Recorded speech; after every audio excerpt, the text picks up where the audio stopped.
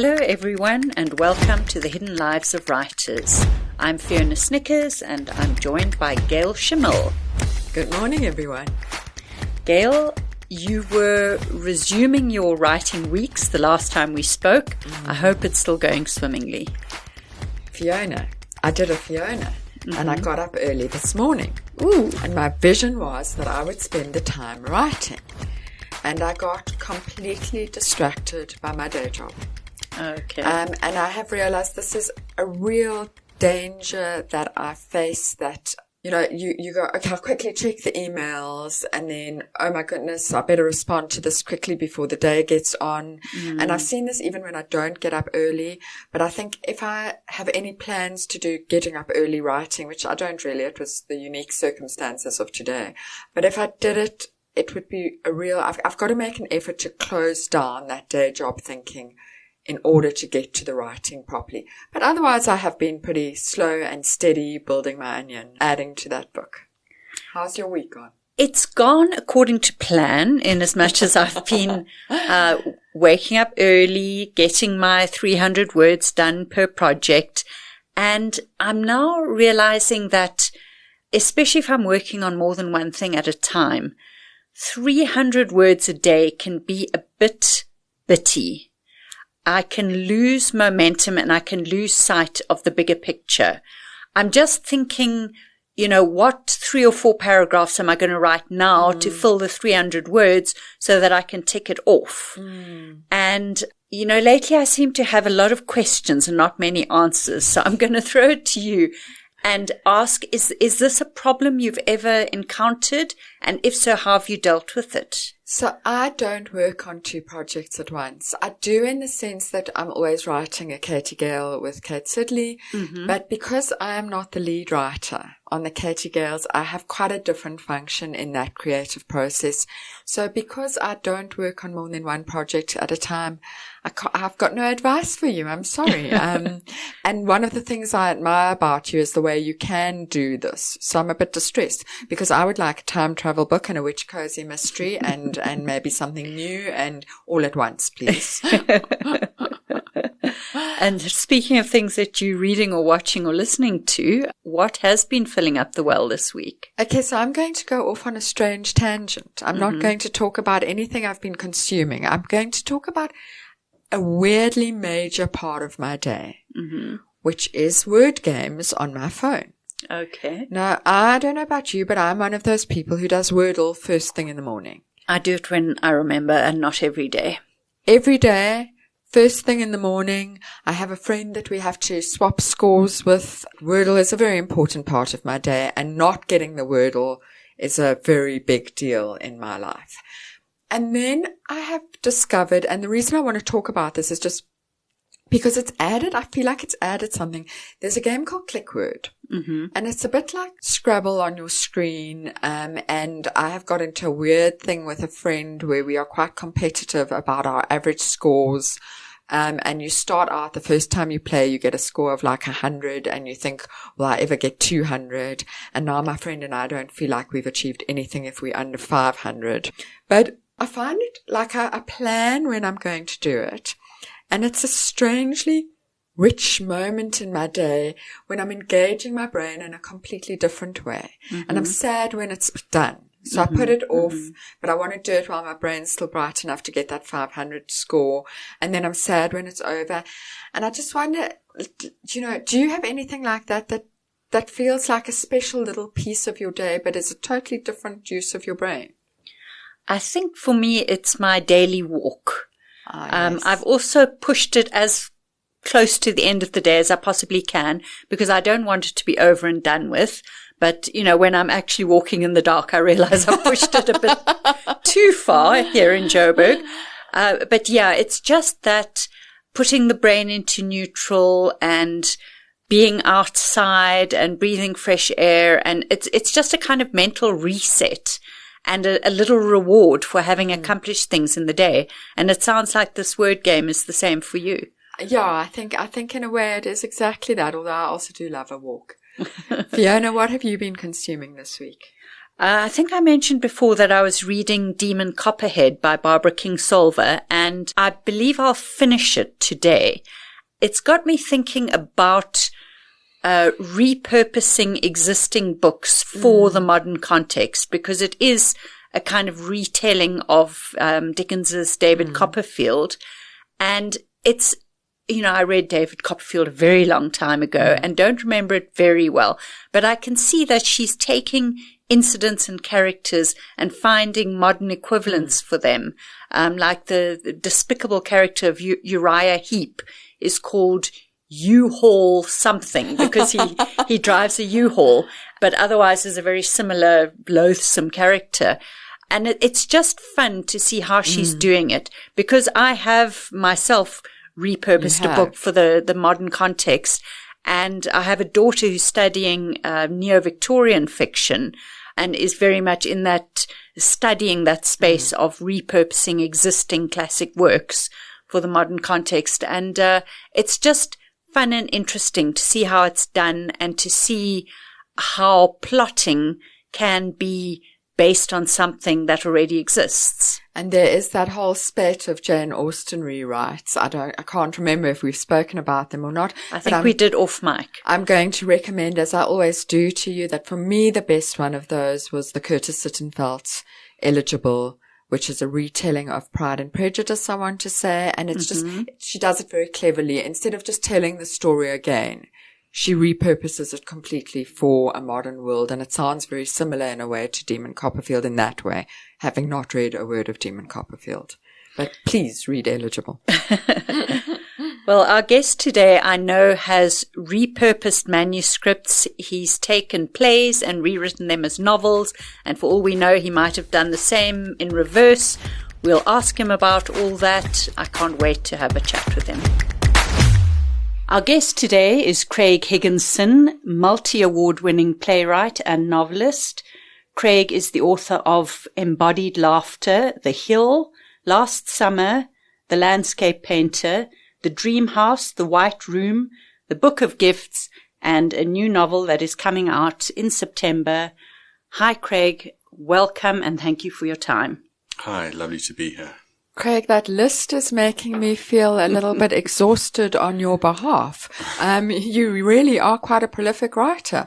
I'm very old. I just don't look as... Yeah, I'm much older than I look. Really? It's 492. So as a 492-year-old, tell us, how has your writing week been? So I've just been down in the Midlands with my daughter. We built a little cottage there, sort of just after lockdown.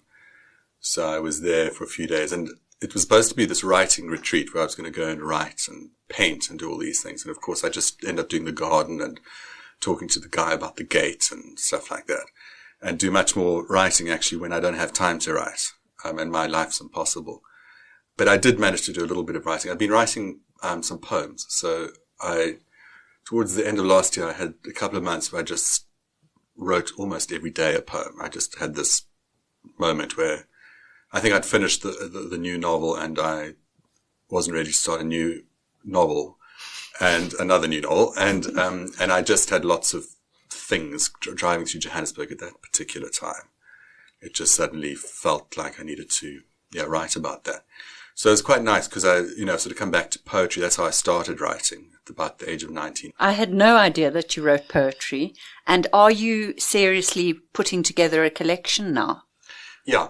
I mean, I've probably got about 50-something poems, but I'm probably going to I'll just do the ones that I like the best. So I'll probably cut that almost in half, maybe 25, 30 poems. And some of them are a little bit longer. Some of them have got narratives, sort of narrative poems of a few pages. So I'm not long narrative poems like Don Juan, but a few pages. So it should, anyway, I mean, that's if someone wants to publish it, which remains to be seen. I believe a very difficult thing to get poetry published in this country. Sure. Thankfully not something I will ever have to face. But, I think if we look at your writing, Craig, poetry, it makes sense to me that you're a poet. You write very poetically. As a shock. Yeah. I mean, I kind of, to be honest, think of myself not as a poet, but I suppose on some level, I just write narrative poems. I've written quite a lot of plays as well. So, and plays are difficult because you need the skills of a novelist and a poet, because you have to be able to construct a dramatic narrative with characters and relationships, dialogue and all those things you do in a novel, but it's got to have the economy and layeredness of a poem. But particularly my new novel, it just feels, the language is very poetic and so I don't sort of feel like I've ever left poetry really. I didn't really have much to say in poetry before. Whereas out of this new novel, I suddenly had a whole lot of stuff to say and poetry was the correct medium for it. So I had to kind of wait till the age of 51 before. I thought you were 492. So it's exciting to hear that you have a new book coming out.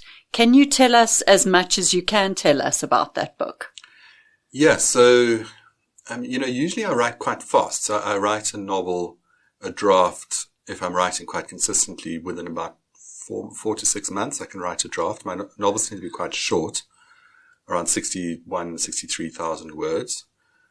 This one took a longer time to write. It's probably it's just under 120,000 words. Sure. So it's much longer than my previous books, almost double. And it took at least a year to write a draft. And it's the book that I wrote during lockdown and this whole period.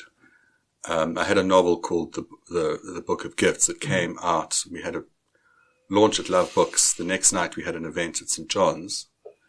I think that was a Thursday night. The Friday morning, Cyril declared national lockdown and it was illegal to go to a bookshop for 3 months. And then everyone was too scared to go to a bookshop for the next 3 months.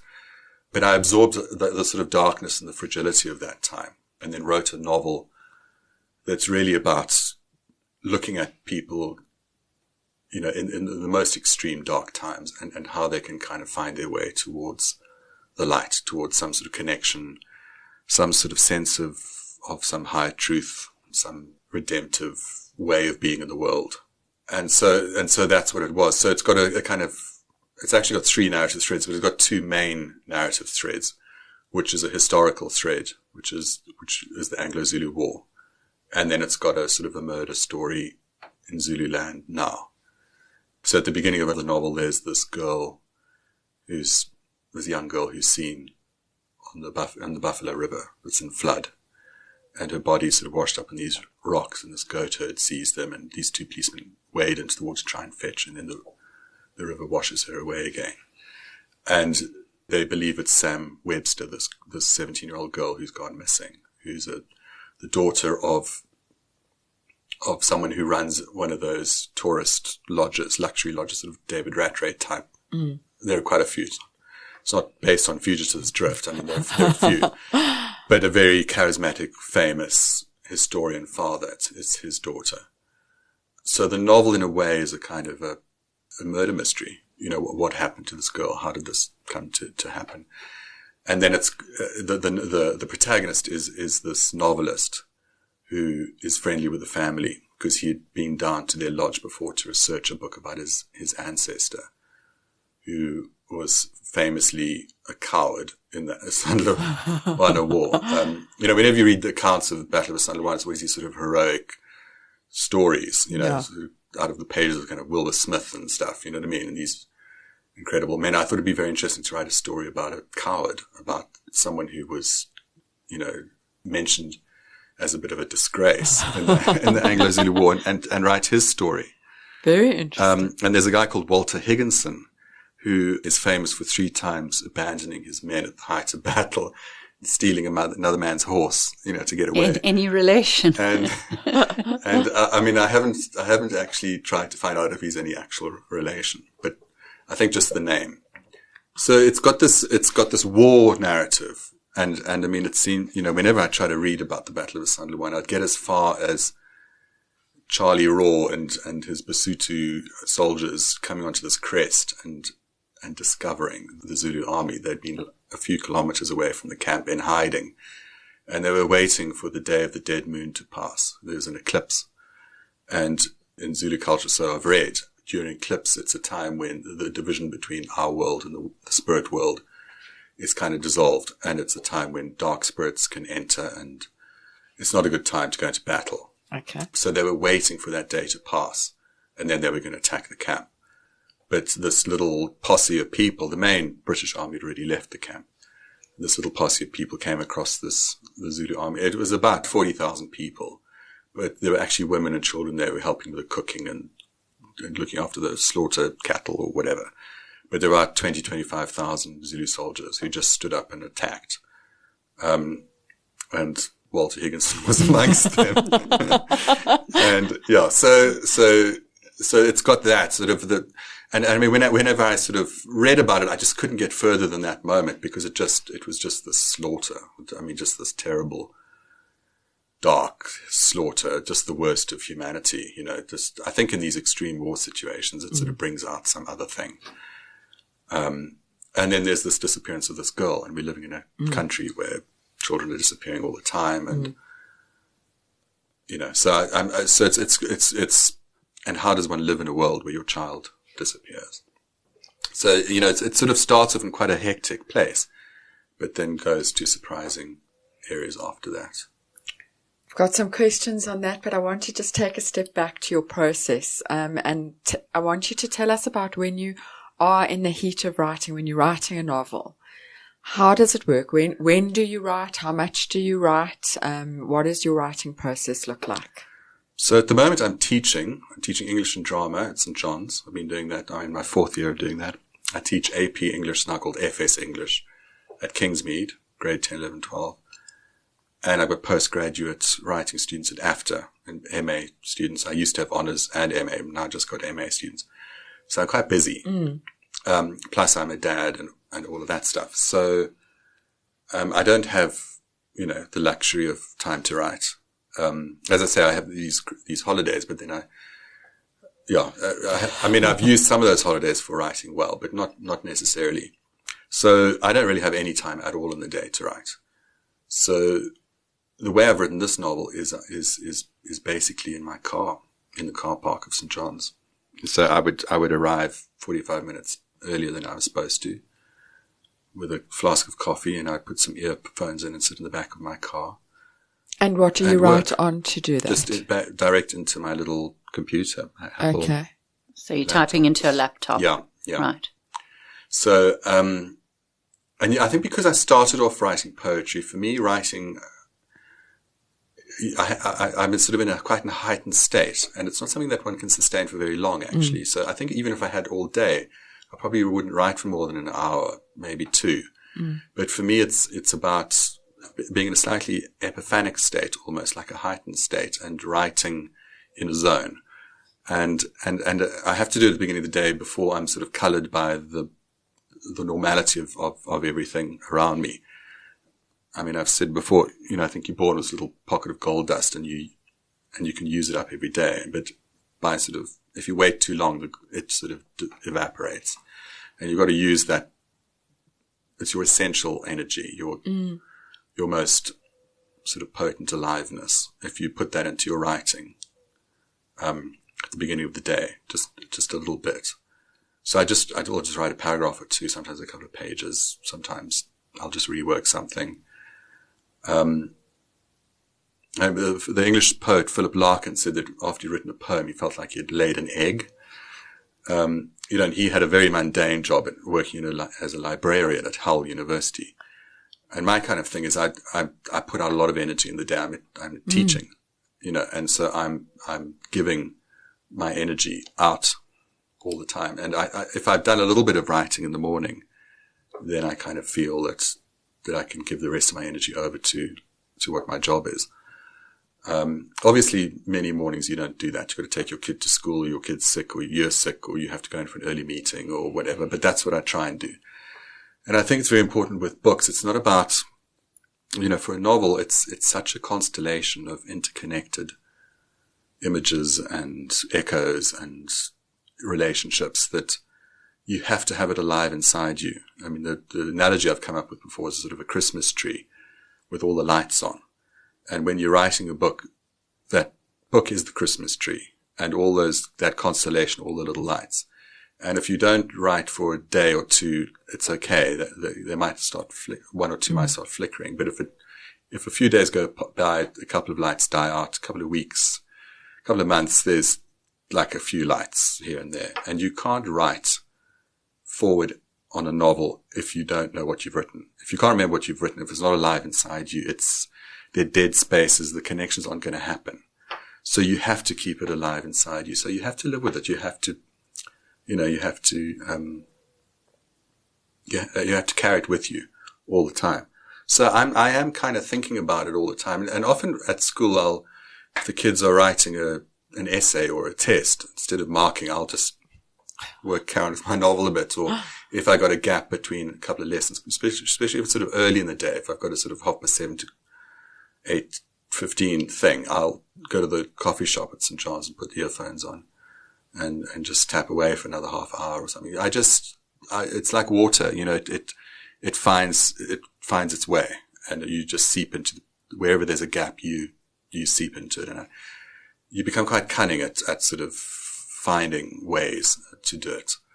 And I've always had a day job. I've always written like that.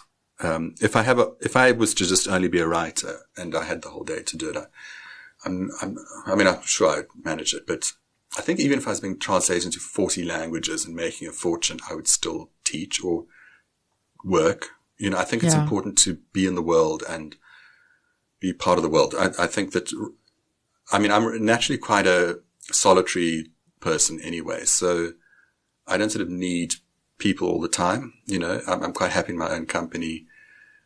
And I think if I was just to write, I would become quite insular. And I think it's very important, and teaching's fantastic because younger people are irreverent. They don't care.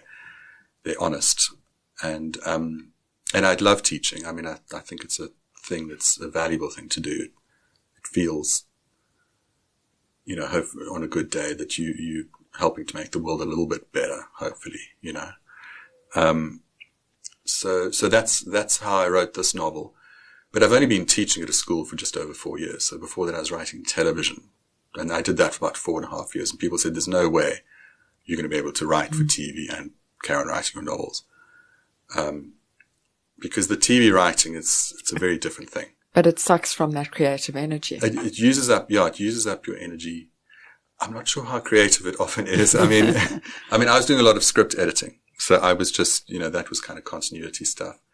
But even the scripts, it's all mapped out, and you're writing, you got to fit in with a broader current.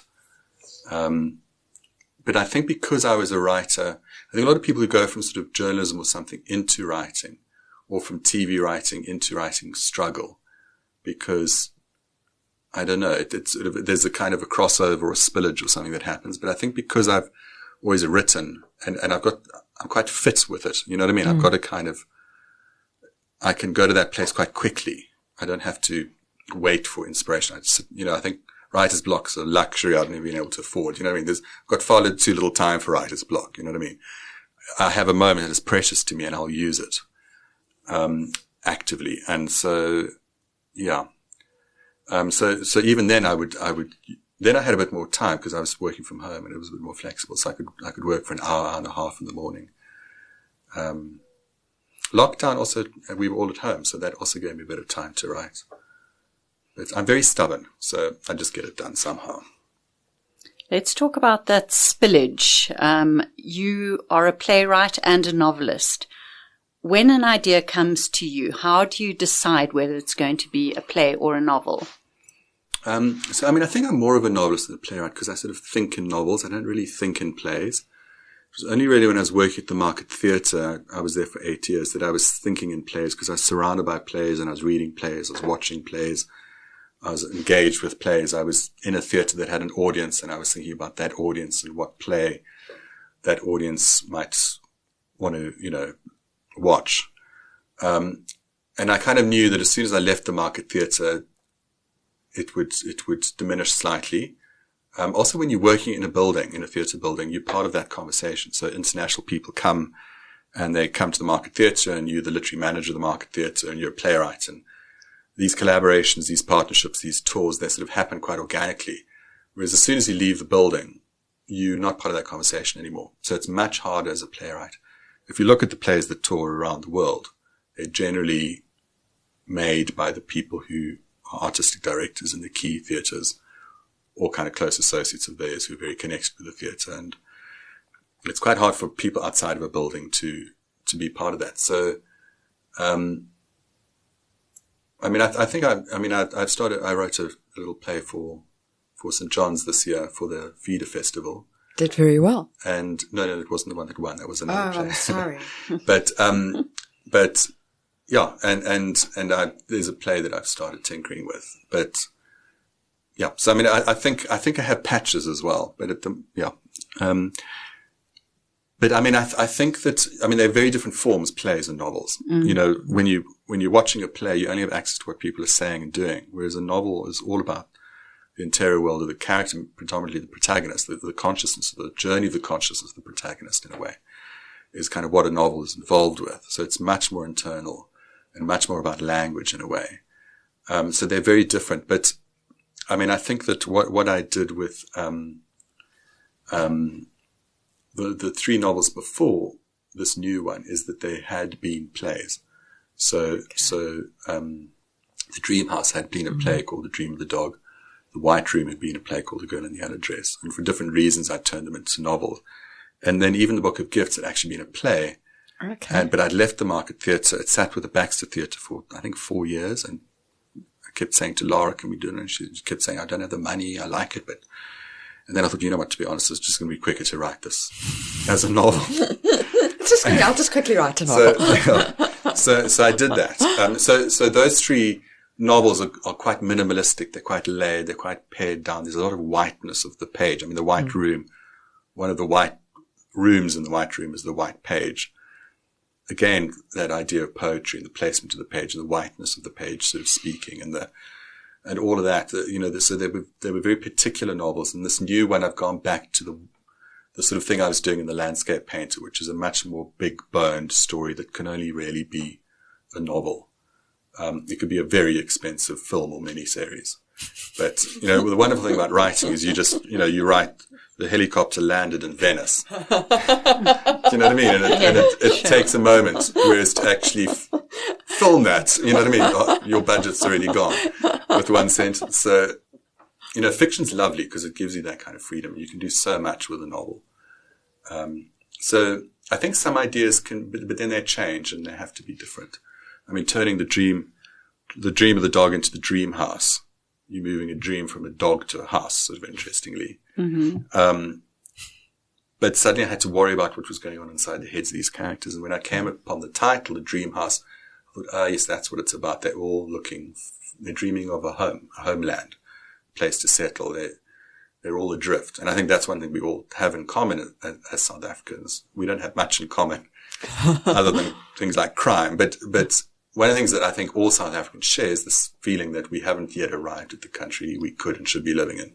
We're all looking for a homeland, a place to settle. We don't feel we've arrived yet at the country that we could be living in. And so finding the title of the novel then helped me to find the interior life of the characters. And then it became something very different from the play. And characters that had barely been mentioned or weren't even in the play found their way into the novel, and it becomes much more populated. But yeah, I mean, I like novels because, you know, plays, it's just damn hard. It was a novel, you know, you're the actors, you're the designer, you're the weather person, you're everything. And I'm not a writer who has to deliver a manuscript every year or every 2 years. I can just deliver when I want to.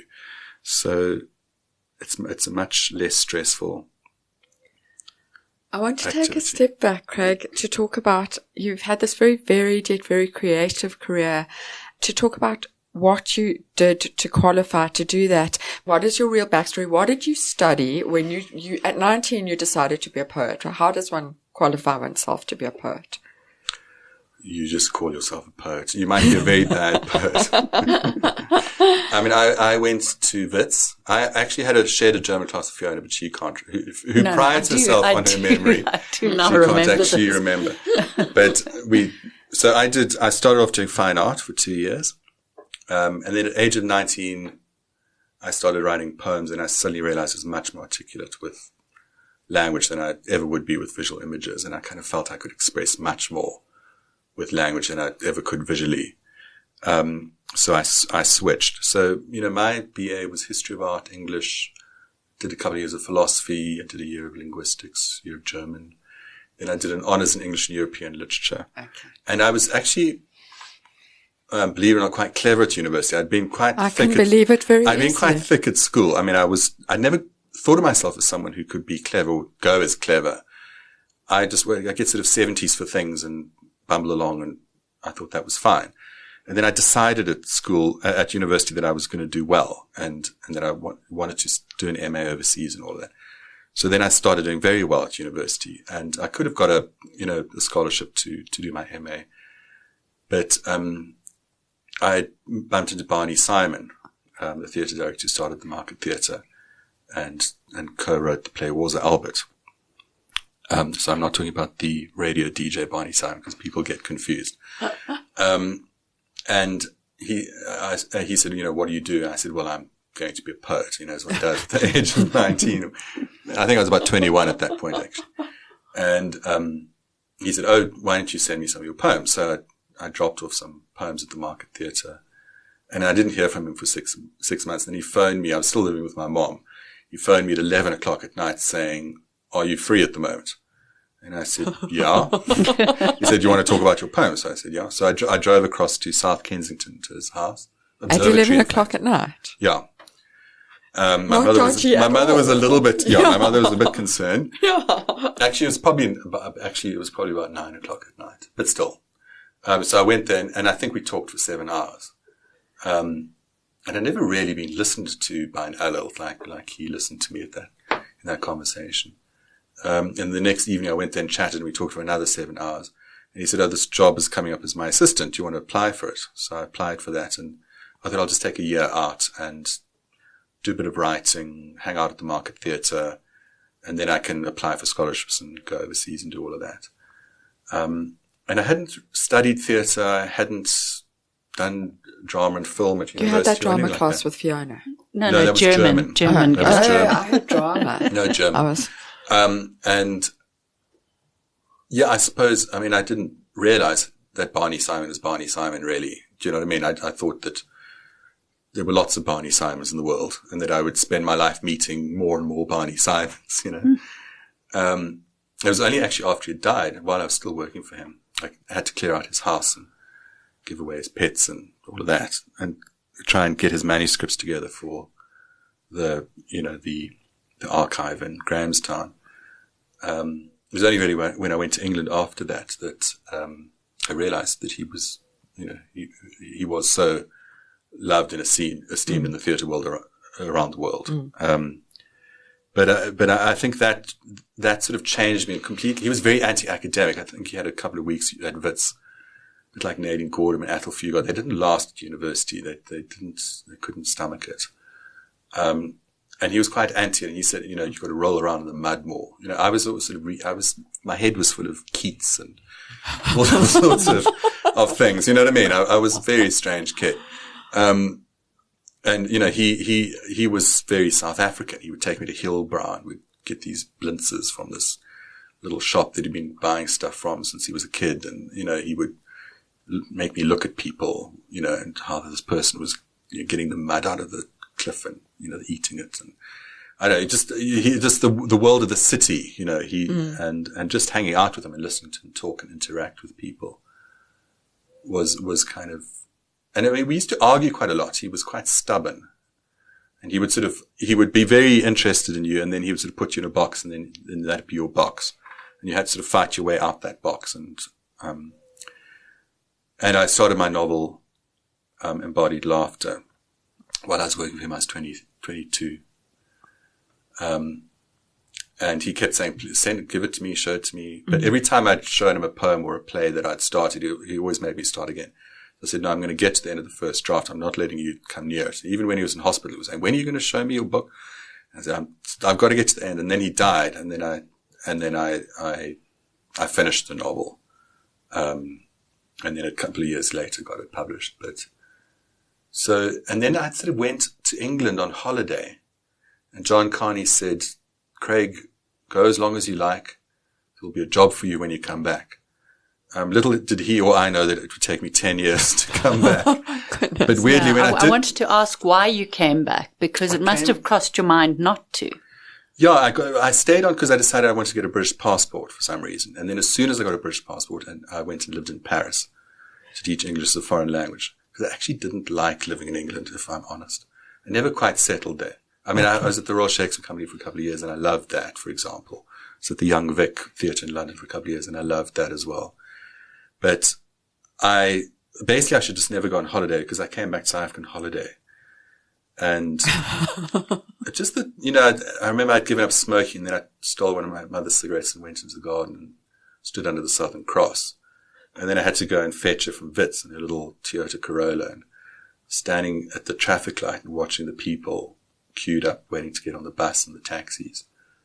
And this realization that these people mattered to me, that this is where I cared, that this is where there was meaning for me.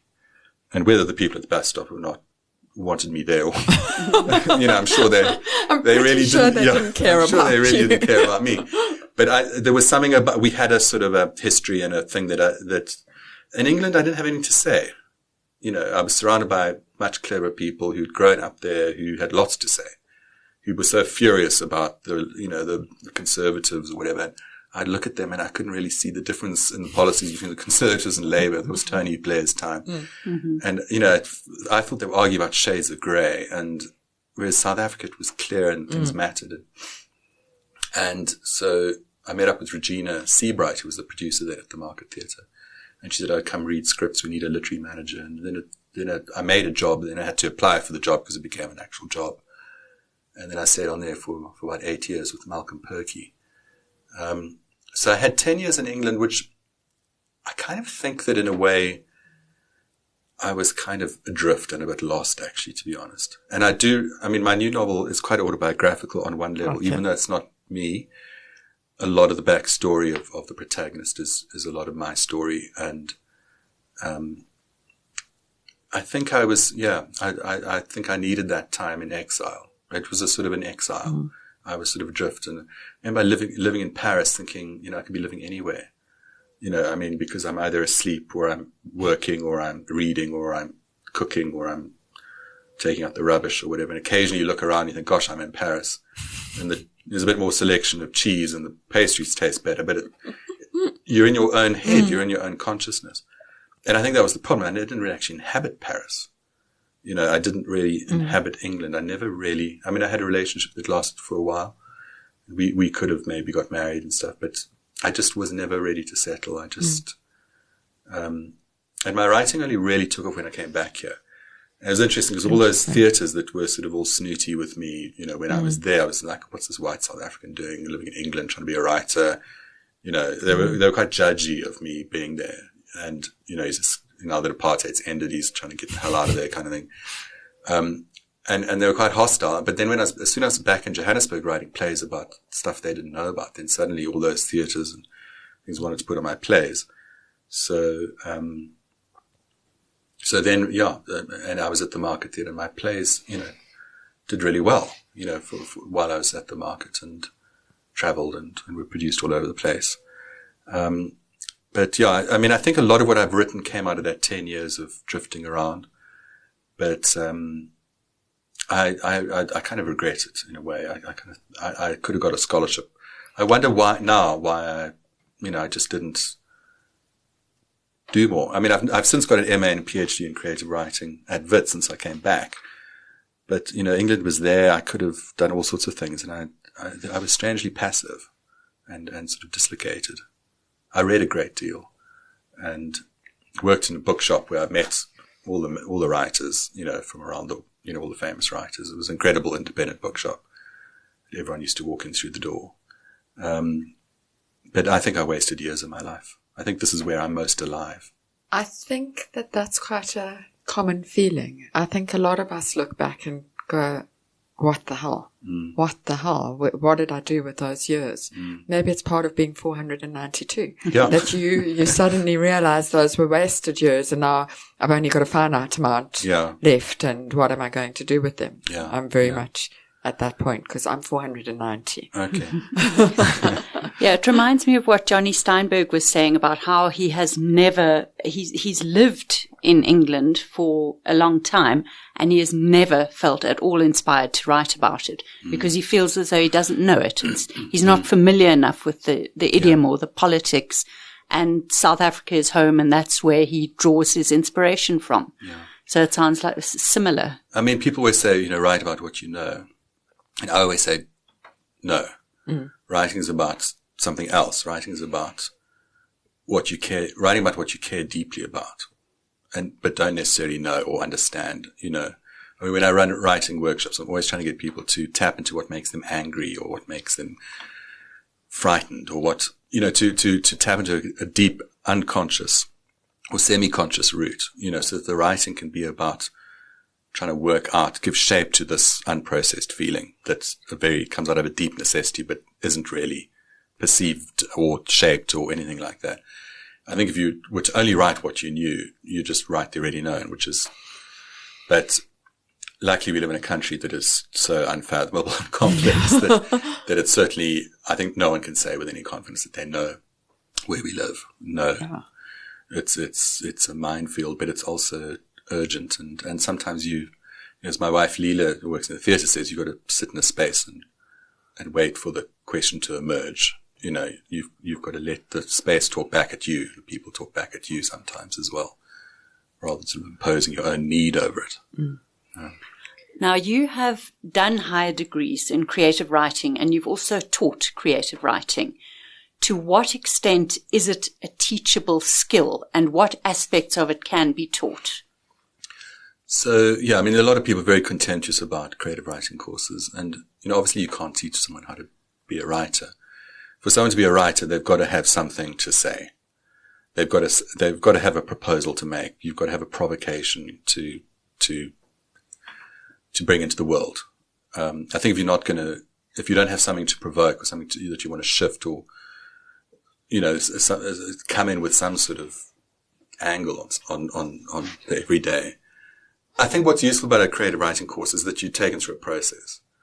And I remember, it was very useful for me because, we had a little baby at the time and I was doing my PhD, and I could say to myself, I'm sorry, I've got to do my PhD rather than I want to write my novel, you know what I mean? PhD sounds much more official and, there's a deadline and there's a room full of people who all take themselves very seriously, who you've got to be accountable towards, you know what I mean? So, I suddenly understand why so many men study further in those early years of fatherhood. Exactly. They're terrified of it. No, I'm not terrified of my wife at all, but yeah.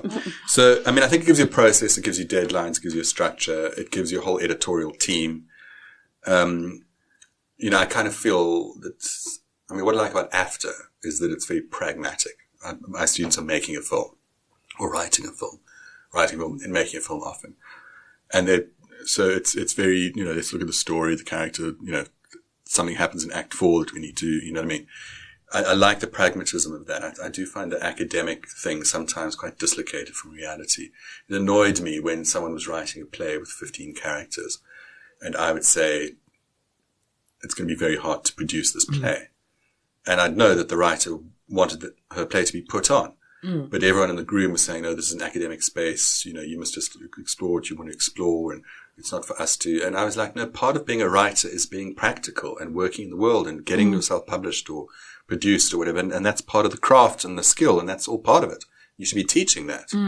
So I kind of find with the academic thing, it's sometimes, academics are odd. I mean, some of them are my dearest friends, but put them in a room together, they get quite sort of competitive and, it gets quite charged and it can be very destructive for some writers. I've seen some people, some quite, experienced writers not being able to sustain that space. I protected myself by always being a few, sort of 20,000 words ahead of what I was submitting to the group so that I would already moved past what I was giving them. You weren't emotionally invested in those. It wouldn't disrupt me. Yeah. And then I could take on the notes, and then when I did the next draft, I obviously took into account everything that they said, and it was very helpful. But you've got to be quite careful. But I think that writers are people who write. I don't think they're the special breed of human being that exists separate from the rest of humanity. I think we're just normal people, often, as Freud would say, rather damaged and processed and neurotic. And we have this sort of strange compulsion to create alternative realities. There's the two sort of models of writers, and sort of the Jungian, that they can tap into some sort of archetype and they sort of got access to some sort of higher truth. And there's the Freudian thing, is that it's just an illness. And I think there's a bit of... I had no idea writers could be divided on Freudian and Jungian. Well, I don't think they can, because I think there's a bit of both, But, So the book that came out of your PhD was The Dream House. Is that correct? Yes. My MA was the landscape painter, and The Dream House was my PhD. Okay, so let's talk about The Dream House, and face up to the fact that it takes the reader into some very uncomfortable places. You have to inhabit something that is very, very difficult to look at, difficult to think about, and difficult just to be in that space. And I've noticed that one or two of the reviews that greeted that book, you could clearly see that the reviewer was made so uncomfortable by the material that they hated feeling uncomfortable like that, and then projected that hatred onto the book and started looking for excuses to say, this book is making me feel very bad, therefore it's a bad book. And that is a thing that has happened to me. Reviewers have done that to me. And I want to know, does it infuriate you? It's interesting because, she was saying, there's sort of the Zoomer years and, forget white guilt. We should be talking about the corrupt government, and, white guilt is sort of an old thing or whatever. And what was so interesting about the novel, The Dream House, is it's become much more contemporary since, because now we're much more aware of privilege and, and unconscious racism and all these things that the novel is completely about. And yeah, I did write The Dream House. I talked earlier about provocation, feeling that in the white community in South Africa at that particular time. Remember, it was a play in 2006. It was a radio play. 2007, it was a play. 2010, it was then a play in England. So it had lots of lives before it became a novel. It only came out as a novel in 2015. And I had to change it as the climate changed, as the Zoomer years got kind of darker, the story got kind of darker. But I did feel that there was this kind of denialism, that this will to forget.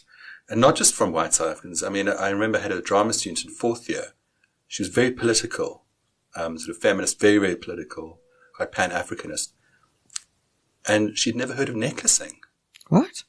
She'd never heard of necklacing. It had never been taught Was to she her at very school. young? She was 20, 21. Because it isn't taught. Because it's just too uncomfortable. Yes. People want to talk about the atrocities of apartheid, but they don't want to talk about the complexity of necklacing and impimpies and police informers and all that world of turning inward and, and kangaroo courts and all that stuff, the messiness of that time. People don't want to talk about that, and they want to teach it in schools. It's not part of the curriculum. So I kind of felt we actually need to, if we're going to heal, we've had this Truth and Reconciliation Commission, but there was very little truth in TRC. It only scratched the surface. And what is the truth anyway? To try and investigate the complexity of what the truth is, particularly if it's represented through memory. As we all know, our memories are shot. So and memory becomes, you remember what you remember out of your needs in the present. You reinvent the past according to your needs in the present. And so I wanted to kind of write about all that stuff to just, I suppose, to get us to kind of relook at ourselves and each other with a little bit more care, a little bit more patience, and a little bit less. I sort of felt like Verwoerd was triumphing because we were just all those categories, those myths of fundamental essentialist difference that he had kind of helped to invent. We were living with and continuing deep into our so-called democracy. And so I was really trying to provoke that and disrupt that. And then, of course, it was a matric set work, as I think for 3 years. And it was interesting because it had such a range of responses. Teachers who loved it, their classes tended to love it. But teachers who And it also was being taught, the first year was before COVID, and then the next 2 years were during the height of COVID. So it was taught online. It wasn't in the classroom, and it was different. It's the kind of book that you've got to sit in a room and debate and talk and discuss. And if you're just presenting PowerPoints or, on a screen, and everyone's at home in their tracksuits, playing a video game on the side and pretending to listen, they're not going to engage. But and some of the kids also kind of resented it. But I had incredible, and it's still being taught a lot in grade 11 classes, in a lot of schools.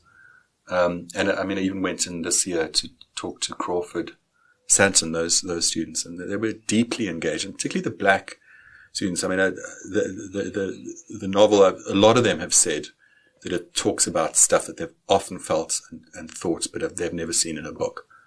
A lot of them have said, this was written by a white man. Like, what the hell is he going to have to say to me? But I think it wasn't just written by me. It was a play. I'd had readings, people like Medisi Shabangu, Selamake Kantube, who in London we had a reading. Medisi Shabangu, who's a dear friend who passed in his late 40s not long ago, very tragically. He was one of our best actors. His politics and some of it, the way he performed Look Smart in the play, the way he got the dust off the mantelpiece, the way he peeled the apple, all that found its way back into the book. So, I think one of the reasons the Dream House connects with a much bigger audience and has a deeper resonance is because I was writing about something bigger than myself and my own needs and my own experience. I was trying to write a State of the Nation play initially, which then became a kind of a novel. And I remember after The Landscape Painter, which did well, but it was set in the past, and I thought, if I'm going to call myself a South African novelist, I think a little bit like you did with Lacuna, the sort of, I want to try and write about the present, what is, because that's my job. I have a duty to try and engage with this weirdness, this complexity. And so that's what I was kind of trying to do. And then The White Room was lifting that into a more international space. And interestingly, The Girl in the Yellow Dress, which was an incredibly successful play, both here and internationally, wasn't South African at all. It was a girl from England and a Congolese kid, and it was a two-hander. But when I tried to write it as a novel, I immediately realized I couldn't write the protagonist, who was the woman, as an English person, because I didn't grow up in England. I just couldn't begin to. So I made her South African, which completely changed the meaning of the whole thing as well. Because she's sort of going as English and is actually African, and he's going as African, and actually you find he's French. He's never been to the Congo. He's not a refugee. He's just a lie.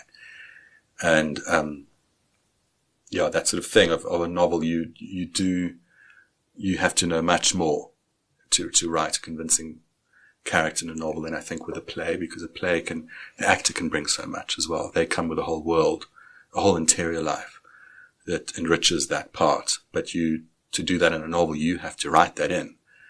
And so you have to have some of that content. And I just couldn't fake it with an English middle class girl.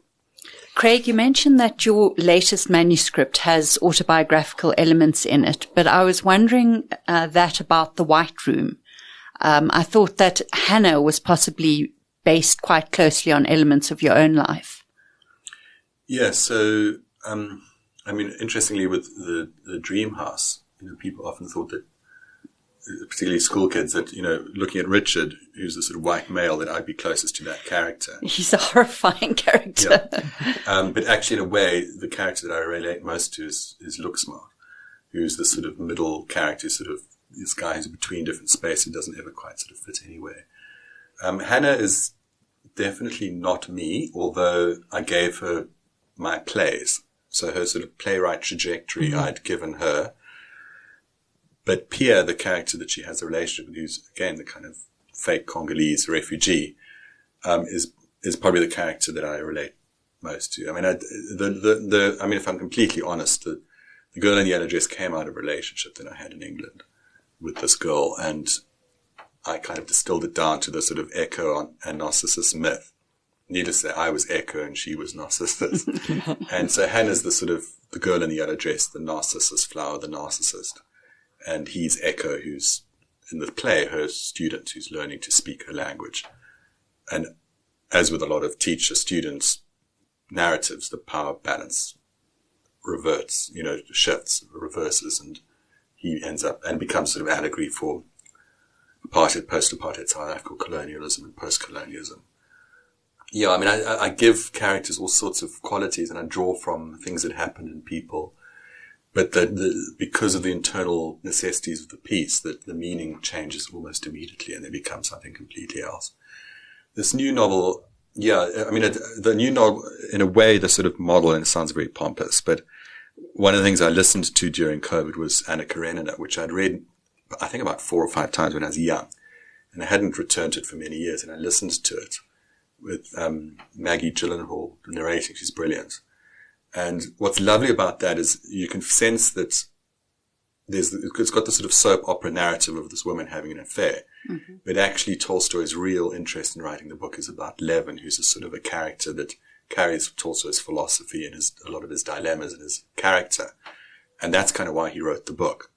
And I was doing a similar thing in the Ghost of Sam Webster, where I'm sort of writing about my own philosophical journey through the world and journey as a writer.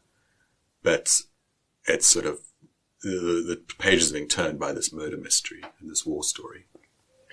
Craig, that leads me to something I'm very curious about. You are a very intellectual writer.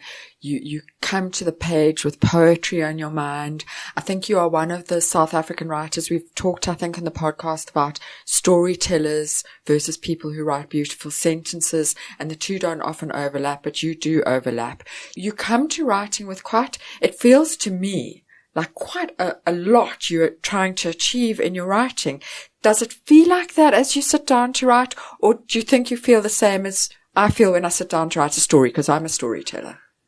I mean, I think you have to have a story to tell. I think the reader needs to have a reason to turn the next page. I don't understand people who say they don't write narrative, because everything's narrative. If there are a series of images or events that are experienced chronologically through time, that's narrative. So you've got to take responsibility for that. And one of the exciting, lovely, pleasurable things about reading a book is like, what's going to happen next? I can't wait to get back to my book. So there always have to be those kind of carrots dangling. And, I think working in TV helped as well, because it's very much about story structure. And, you go deep into Robert McGee and all that stuff, which a lot of us know anyway, just from experience and absorbing story our whole lives. I mean, Hollywood, all that stuff, and away from the Greeks, not much has actually changed. Over 2,500 years of storytelling in the West. But yeah, those people who say, that narrative is some sort of, dirty word or something. The narrative is there. It's part of reading a book. So I think that you've got to enjoy it, and it's got to take you elsewhere. I mean, I like that Iris Murdoch thing where she said, try to write something for everyone. Obviously, you're not going to write something for everyone, or you're not literally true. But Iris Murdoch wrote these wonderful, multi-layered sort of love stories. And there was a whole philosophical thing going on underneath them that you could kind of access if you wanted to. But you can also just read Iris Murdoch for the gossip, for the story, she's great like that. And so I try and do that. And I think it's also coming as a playwright, that sort of a level of social engagement, watching plays when I was a kid really woke me up to the country and that I was living in, the realities of people who I'd never had the opportunity to meet because of, the time that we were living in and my circumstances and their circumstances. Literature can cross those things, and I've experienced the power of, that. And so for me, theatre has to be politically engaged in this country. We've got a job almost to try and make sense of the present. In a way, the writers traditionally have been the conscience of, and provided a model of how we could and should be, certainly in the theatre, where it was, multiracial workshop theatre, deeply collaborative during apartheid, when the government and a lot of people were doing everything they could to divide us. Theatre was a model of this is where our humanity lies. And that's why when Nadine Gordimer watched Wars of Albert, she came out feeling, even though it listed this, and they added the name of Ruth First, who'd just been blown up in a letter bomb. Quite why Craig Williams is wandering around to this day, I don't really understand. But anyway, blown up by a letter bomb, adding these things. Ruth was a very close friend of Barney's. But yet Nadine Gordimer came out of there feeling euphoric and defiant and empowered. And more and more with fiction, the Dream House ends in this sort of middle space because I felt it wasn't for me to write the history, the future of the country. That's for the next generation. Patricia hands the keys over to Look Smart, and it's for him to have the agency in the future. But I kind of more and more feel that literature also can heal. It can be food. It can be nutrients for living. And that if you can come away with a book with something that you can live with, live from, if it can help you to live better, live deeper, live truer, be more open to those around you, then literature has a bigger function. And I do kind of feel, for me, that that's an important thing that literature can do. So a bit in the Book of Gifts, but definitely in this new one, it's got it's got a different energy coming out by the end. And speaking of literature as nutrients for life, what have you been reading or listening to or watching lately that's had an impact? So, I've started thinking about a new novel, and so I've been reading around that. It's a bit too early for me to talk about that. I generally read, a lot of what I read is research and stuff, particularly because I'm working these sort of historical things. It's sort of around what I'm writing. For The Ghost of Sam Webster, I went back to Cormac McCarthy, even reread, Hemingway to see, For Whom the Bell Tolls, the Spanish Civil War, writing about war, and how they kind of did it. I was always quite contemptuous of Hemingway, but actually he's, at his best, he's brilliant because it's actually not about butch men. It's about the fragility of the male. And he writes with great honesty, actually, and detail. So with each novel, there's a kind of a constellation of different kinds of writers that I'm influenced by or read and when I wrote the Book of Gifts, for example, I listened to Philip Glass just in my car, wherever I was sitting in a cafe. With the Ghost of Sam Webster, I listened to a lot of Max Richter. I don't know if you know his music, but incredibly brilliant. He's sort of maybe 50 or something. He's German. I think he's German, maybe he's Austrian or something. But he does a lot of film writing, but he's incredible, evocative stuff that doesn't have a melody. So it's kind of got a kind of minimalist influence. So you've got a kind of rhythm and a mood, but there's no melody that's kind of distracting you.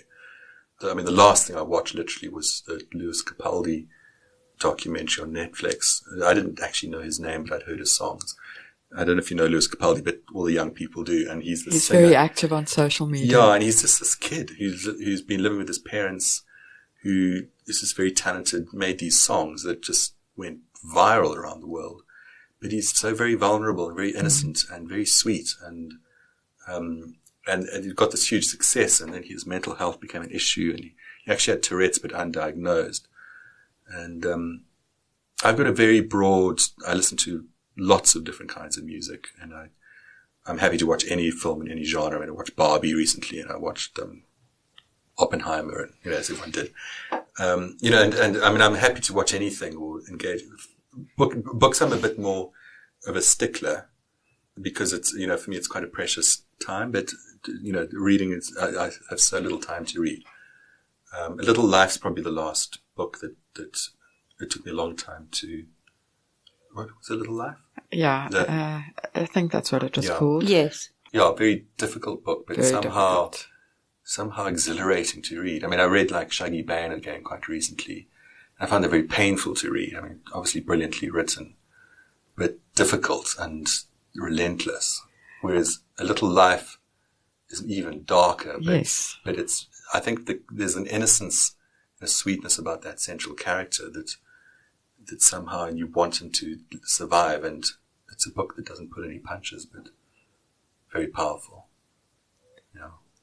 Do you ever allow yourself a little bit of fluff in the reading arena? Because those are two very heavy books that you've read. Do you ever just read a little fluffy nonsense? Not really. But I'll if I'm doing that, I'll watch a movie. I watch a lot of crime stuff. I love all that, Nordic stuff or whatever. And I love a good Hollywood movie. So for me, that's sort of more relaxing. And it's also more communal because I'll do it with my wife or my family or whatever. And I get very little time to read. So I've usually got a reason to read that thing. Okay. Well, Craig, we hope that everybody looks up your books and buys them and reads them. And we are very much looking forward to The Ghost of Sam Webster. Have I got the title right? Yes, yes. And it'll be available at the beginning of September. It'll be in stores. Yeah, from the 1st of September, yeah. So that is something very much to be looked forward to. Thank you so much for your time. This has been great. Thank you. It's been lovely to chat. Thank you so much. Gail, I had so much more to ask Craig. I had a whole bunch of questions prepared about the Book of Gifts, but unfortunately we ran out of time. I think he's one of those authors that we could have back for a second go-round. Absolutely. One could talk to him all day. And I just found so much he said resonated with me, which was quite unexpected because we write very different sorts of books. But so much of what he said about process just completely resonated with me. So I was very inspired by that. Yeah, that bit about the water sort of trickling through and finding its level, and that you just find a time to write. You find a time to write. I think that was one of the things I took out of it that resonated. You know, that people say I'm too busy to write. And I just don't buy into that. I'm sorry, anyone listening who has ever said that, I'm sorry, but I don't buy what you're selling. You find the time to write if you want to write. I mean, look at Craig writing in his car before the school day starts. Yes, exactly. If he can do it, we can all do it. And Gail, he mentioned a handful of gold dust, and I saw you light up and make a note. Was that something else you took from him? Yeah, it for me, I talked before we started about going to the day job first and being distracted by the emails and getting sucked into it. And I'm using my gold dust in the wrong place. And I've got to become more conscious of keeping my gold dust for what's precious to me. So that for me really, it was a big thing. And I do think we have a finite amount of creative energy in any given day. So use it for what is precious. It doesn't mean you don't have other types of energy that you can't do anything else. Craig has a very busy, very productive day, and I think maybe has different types of gold dust. But I'm going to take that. I've got to be careful with my gold dust. What did you take out? Well, I lit up like a Christmas tree when he started mentioning Christmas trees, because I think it might actually be the answer to what I raised at the beginning about feeling as though I'm losing the thread, or I'm losing inspiration because I'm writing in little bits and pieces. And maybe in some way I'm letting my Christmas tree lights go out and then they don't want to spark up again. So I think my writing advice is something that I'm going to try and follow myself this week, which is just to stay a little bit more focused. Don't try and split your energy up into too many parts. Each project deserves a bit of concerted focus of its own. So I'm going to try that this week. And what about you? You sound a bit like the shoemaker not making shoes for his own children there. So my advice, because I'm deep in an editing process, is it's made me think a lot about how vital editing is. Not only editing yourself, which is important, but much more is being edited by somebody else.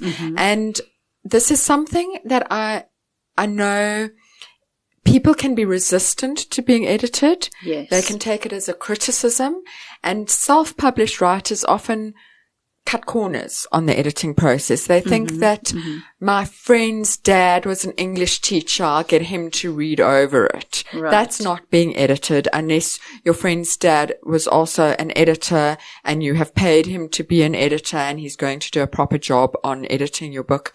And I just think it's something, you know, it's an end of project piece of advice rather than a beginning of project piece of advice.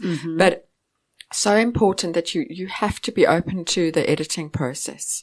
I'm remembering last week when we interviewed Echo Duca, and he said how much he enjoys that and how much he looks forward to it. And I think that really is the mindset to approach it with. Absolutely. And for me, it's 100% true. I love being edited. I would hate to write without being edited, but I don't believe one can. I think the best writer in the world will not produce a good book without being edited. I quite agree. So if you have read the works of Craig Higginson, and if you have been in grade 11 or matric recently, you most certainly have, Please get in touch. Let us know how you responded to his books. Also, if you have tips on conserving your creative energy or preserving your focus, we'd love to hear from you. You can email us or you can contact us on all social media across the board. We'd love to hear from you. You've been listening to another production from Solid Gold Podcasts.